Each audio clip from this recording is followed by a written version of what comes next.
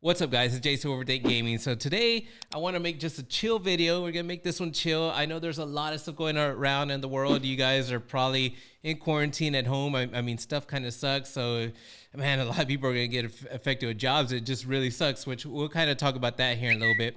But I wanted to throw a special shout out to somebody out there. I'm sorry I can't think of the name right now, but somebody actually threw a shout out to the artist that did this spray painting behind me. His name is Soup. I mean, the dude's a legend.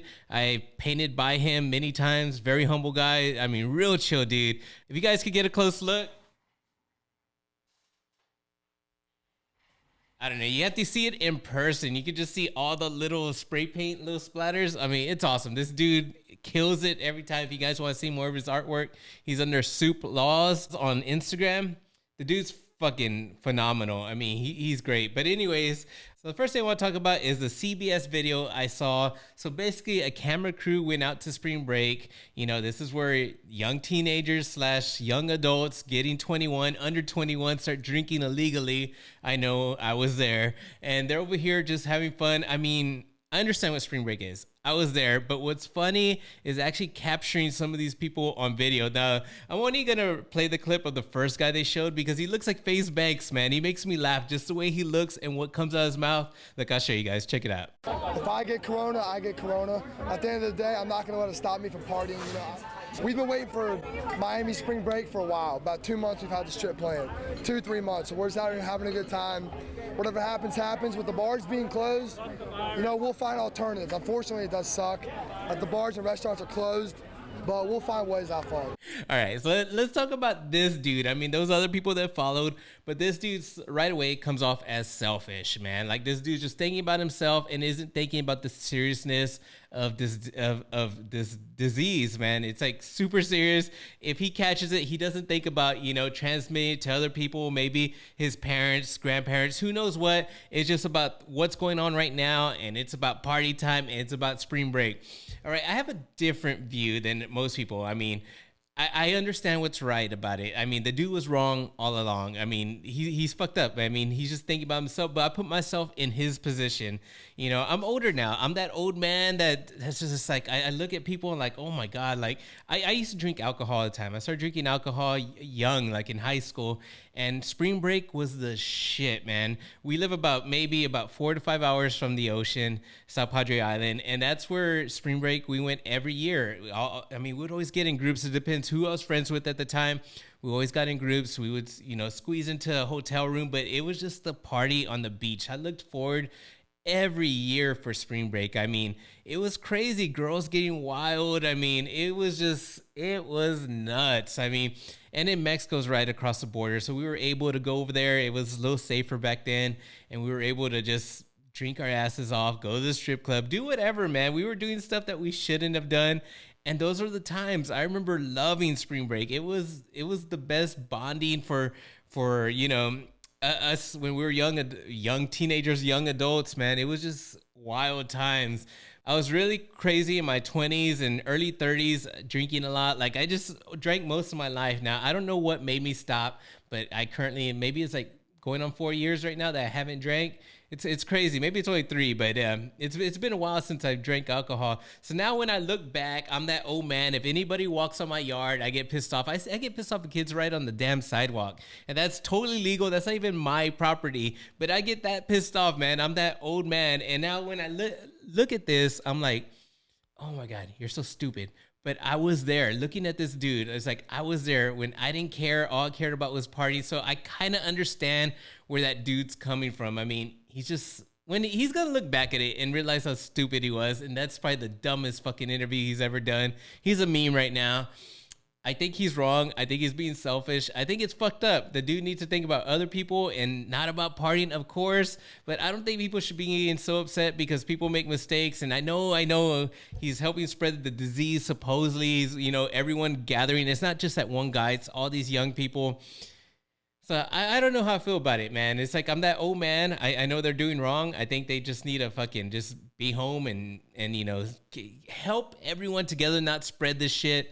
But at the same time, I understand what it's like to be stupid and the dude's being stupid. It is what it is.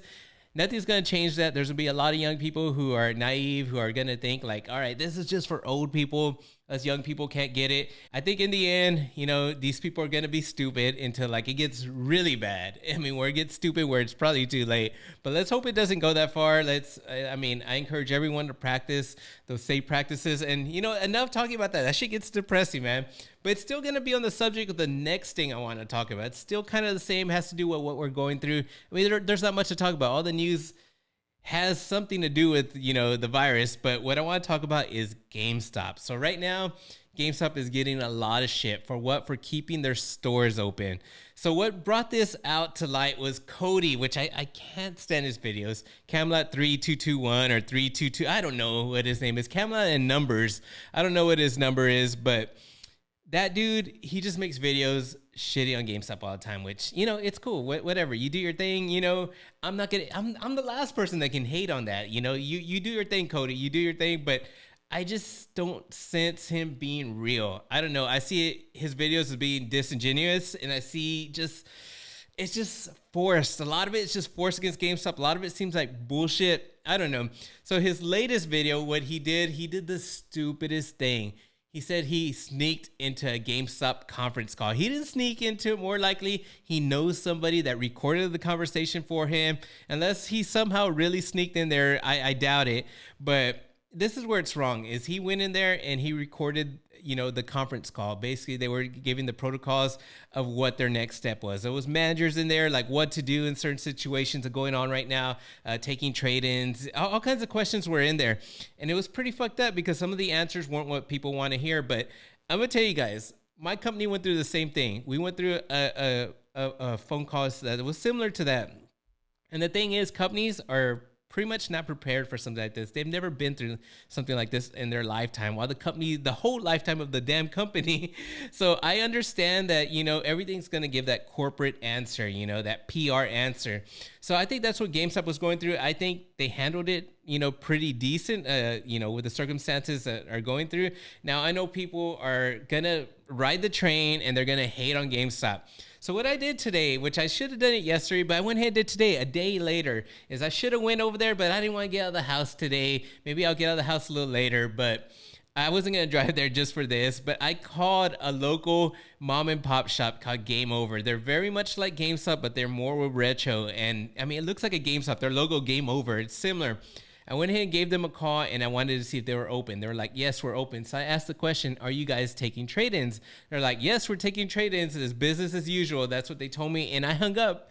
So my point is, if little small companies are still open and they're taking trade-ins, as right now with the backlash and everything, I heard that GameStop isn't taking trade-ins. I don't know about that. As right now, supposedly they're not. But if a small company is open, why aren't they getting shit? There's so many other little companies. The way I see it, unless the government is forced to shut down these companies, I mean, every city is different. I don't know what everyone's going through, but I think people need to chill out with GameStop. I mean, you go to the grocery store, you're going to be in more contact with people. I know we need groceries. I know that. And there's other places that, I mean, we get more contact than a little GameStop. I know it's enclosed, it's small, and people are all worried about it, but people love to give GameStop shit. They're on the very edge of like losing the company. I understand business wise why they want to stay open. They're making more money right now than they probably were before. There's a bunch of games right now that are coming out right now with Doom, Animal Crossing, next month with Final Fantasy VII Remake.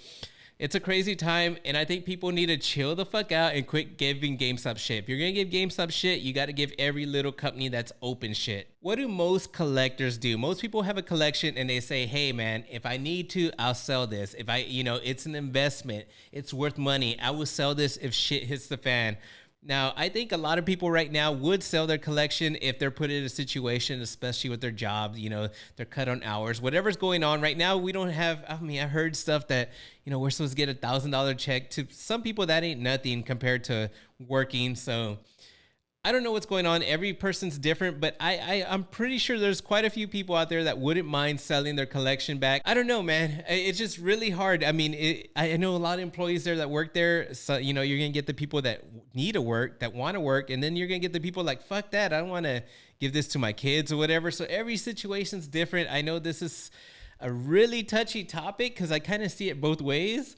And I just really don't have a firm stance on where I stand on, but I do think that people need to just chill the fuck out. And that's just my 2 cents. I'm not like every commentator out there that's saying, you know, want to bash on GameStop right away. And the thing with the teenage kids, I mean, yeah, they're fucked up. They're being stupid, but at the same time, I was that stupid kid. Now I'm on the other side, like telling them, like, dude, you're being stupid. But I remember being there. I'm pretty sure that would have been my fucking dumbass back then. Anyways, those are my 2 cents on what's going on. I just wanted to make a quick video to put out some content. Now, quick update.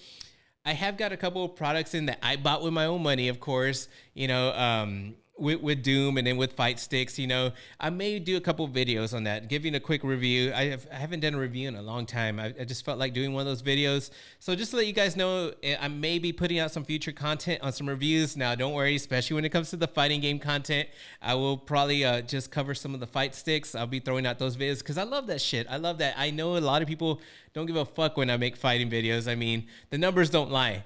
People, I mean, it's a niche genre. I understand. So I'm only going to put out a couple reviews, nothing crazy. But if any topics come up that I want to talk about, you know damn well I'll be talking about it. Anyways, I appreciate the support. If you guys enjoy the video, please drop a like. If you guys are new to the channel, please consider subscribing. I'll be catching you guys on the next one. Peace out.